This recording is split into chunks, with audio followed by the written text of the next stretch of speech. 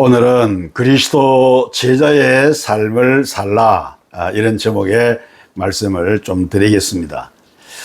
성 프란시스의 유명한 일화가 있습니다. 프란시스의 제자가 되겠다고 젊은 청년 두 사람이 프란시스를 찾아왔는데요.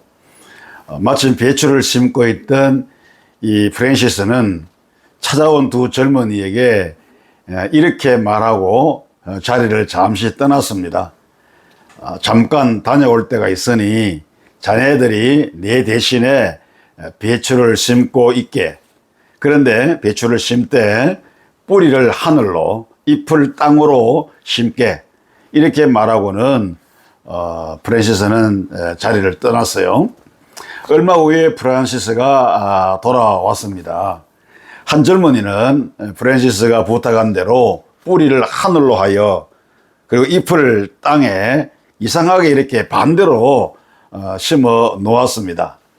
그러나 다른 한 젊은이는 노인네가 잘못 이야기했겠지 라고 생각을 하고 뿌리를 땅에다가 제대로 정상적으로 잘 심어 놓았습니다. 프란시스는 뿌리를 땅에 정상적으로 심은 이 젊은이에게 말하기를, 자네는 배추 뿌리를 땅으로 하여 제대로 잘 심었네. 합리적이고 똑똑한 사람이네. 그러나 예수님의 참 제자가 되기에는 합당하지 않네. 라고 하고는 그 젊은이를 돌려보냈습니다. 그리고 배추를 거꾸로 심은 젊은이에게는 자네는 무조건 순종하는 젊은이로 예수님의 제자가 되기에 합당한 사람이네.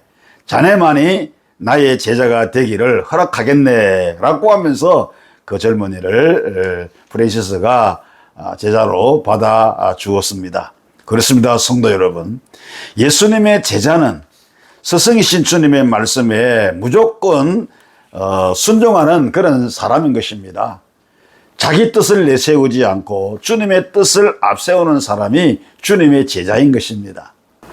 주님께서 한 소경을 만났을 때 그에게 침으로 흙을 이겨서 눈에 발라주시면서 실로암 못에 가서 씻으라 이렇게 말씀을 하셨어요. 만일 그 소경이 전에도 그곳에서 세수한 적이 있습니다. 세수한다고 눈을 뜬다면 벌써 떴을 것입니다 라고 했다면 역사는 일어나지 않았을 것입니다. 그 소경은 예수님이 말씀하셨기 때문에 무조건 순종을 했습니다. 그랬더니 눈이 열리는 은혜를 누리게 되었던 것이죠. 주님 말씀에 아무런 토를 달지 않고 그대로 순종했더니 우리 주님께서 역사를 이루신 것입니다. 성도 여러분, 제자의 삶이란 어떤 삶입니까? 첫째는 언제나 새로운 피조물로 사는 것입니다. 매일매일 언제나 거듭난 그리스도인으로 사는 것을 말하는 것이죠. 옛사람을 벗어버리고 언제나 새로운 피조물로 살아가는 삶, 이것이 제자의 삶인 것입니다. 우리는 예수님을 영접했을 때 우리는 그리스도인으로 거듭나고 하나님의 새로운 피조물로 태어났습니다. 그렇기 때문에 이전 것은 다 잊어버리고 이전 것은 다 지나가고 이제는 우리가 새로운 피조물 되었기 때문에 새로 되었기 때문에 새로운 삶을 우리가 살아가야 하는 것입니다. 주님의 뜻이 무엇인지, 주님의 생각이 무엇인지, 주님께서 원하는 일이 무엇인지 늘 그것을 우리가 생각하고 또 분별하고 사모하고 그리고 우리에게 그것이 계시가 되었다고 하면 그대로 우리가 따라서 살아가는 삶, 이것이 바로 제자의 삶을 사는 것입니다. 두 번째는 거룩한 모습으로 사는 것입니다. 하나님께서는 내가 거룩하니 너희도 거룩하라 이렇게 말씀하셨어요. 거룩한 삶을 살라고 해서 에헴하면서 외모를 거룩한 채 하는 것이 아닙니다. 내면이 바로 우리가 깨끗한 삶, 진실한 삶을 살아가야 되는 거죠. 에베소서 4장 24절에 보면 하나님을 따라 의와 진리의 거룩함으로 지으심을 받은 새 사람을 입으라 이렇게 말씀하셨습니다. 거룩한 삶이라고 하는 것은 주의 말씀을 따라 진실하게 살아가는 것입니다. 거짓이 없는 깨끗한 삶을 살아가는 것입니다. 바울 사도가 디모데를 향하여서 거짓이 없는 믿음을 가졌다 이렇게 말했습니다. 디모데후서 1장 5절에 이는 네 속에 거짓이 없는 믿음이 있음을 생각함이라 이렇게 말씀했어요.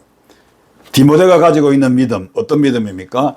어머니와 그리고 또 외조모의 그 믿음을 전수받았던 디모데, 진실한 믿음이죠. 다시 말해서 거짓이 없는 깨끗하고 진실한 거룩한 믿음, 거룩한 삶을 사는 그런 믿음을 말하는 것입니다. 내 외형적인 모습은 모자라기도 하고 볼품이 없다 할지라도 내 생각이나 언어나 나의 행위나 계획이나 나의 가치관이나 이런 모든 것들이 하나님의 뜻에 맞는 삶을 살아가는 것이 바로 거룩한 삶을 살아가는 삶인 것입니다. 그리고 세 번째는 순종의 삶을 사는 것입니다. 우리는 하나님께서 만드신 하나님의 피조물입니다. 하나님께서 왜 우리를 만드셨을까요? 예수 안에서 하나님의 선하신 일을 하게 하기 위해서 우리를 만드셨다라고 성경은 말씀합니다. 에베소서 2장 10절 말씀에 우리는 그의 만드신 바라 그리스도 예수 안에서 선한 일을 위하여 지으심을 받은 자니 이렇게 말씀했죠. 그러므로 그리스도의 지자된 우리는 순종의 삶을 살아야 합니다. 하나님의 거룩한 일을 위해서 순종해야 됩니다. 하나님께서 말씀하시고 하나님께서 계시하시고 하나님께서 우리에게 일러주실 때 우리는 그게 토를 달지 않고 그대로 우리가 따르고 그대로 우리가 순종을 하는 삶을 살아야 합니다. 순종하되 즉시 순종을 하고요. 그리고 끝까지 순종을 하고 결론 있는 순종을 하고 열매가 맺힐 때까지 순종을 해야 하는 것입니다. 하나님의 사람 이 아브라함에게 하나님께서 이삭을 바치라고 말씀했을 때 아브라함은 즉시 순종을 했죠. 그리고 끝까지 순종했죠. 결론 있는 순종을 했어요. 그래서 믿음의 조상이라고 우리 하나님께로부터 인정을 받았던 의의 사람이었습니다. 그러므로 우리도 순종의 삶을 살아서 진정한 그리스도의 제자가 될 수 있기를 바랍니다. 마지막으로 한 가지 더 말씀드린다면 본을 보이는 삶을 살아야 합니다. 제자는 스승의 삶을 닮아가야 하고 또 스승의 신앙 그리고 사상, 인격, 가치관 이런 것들을 개성받아 가지고 발전시키고 그리고 후대에 남겨야 하는 그런 사명이 스승의 그 제자에게 있습니다. 그렇기 때문에 제자는 스승을 본받고 본을 보이는 이런 삶을 살아야 되겠죠. 빌립보서 3장 17절 말씀에 형제들아 너희는 함께 나를 본받으라. 그리고 너희가 우리를 본받은 것처럼 그와 같이 행하는 자들을 눈여겨보라. 이렇게 말했습니다. 그리스도의 제자는 인격의 본을 보이고 사역의 본을 보여야 합니다. 제자의 사상이나 인격, 그의 삶을 보면 누구의 제자인지를 알 수가 있고요. 제자가 하는 사역을 보면 또한 스승이 누군지 이것을 분명히 알 수가 있습니다. 그러므로 우리는 예수님의 제자이기 때문에 예수님의 삶과 예수님의 인격 그리고 예수님의 그 사역을 본받아서 많은 사람들에게 우리의 삶과 사역을 통해서 그리스도를 나타내야 하는 것입니다. 고린도전서 11장 1절에 보면 내가 그리스도를 본받는 자가 된 것처럼 너희는 나를 본받는 자가 되라 이렇게 바울 사도가 말했습니다. 오늘 함께 하신 성도 여러분 그리스도 제자의 삶을 살아가시기를 주의 이름으로 축원합니다.